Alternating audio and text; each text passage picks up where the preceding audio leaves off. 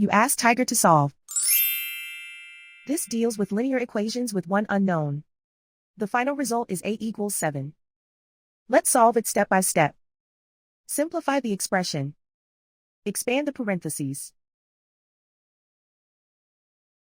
Simplify the arithmetic. Multiply the coefficients. Group like terms. Combine like terms. Group all constants on the right side of the equation. Add 18 to both sides.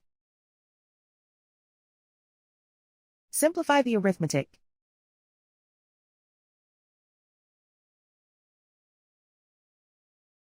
Isolate the a.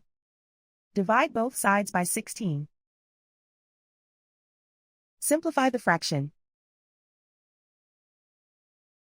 Find the greatest common factor of the numerator and denominator.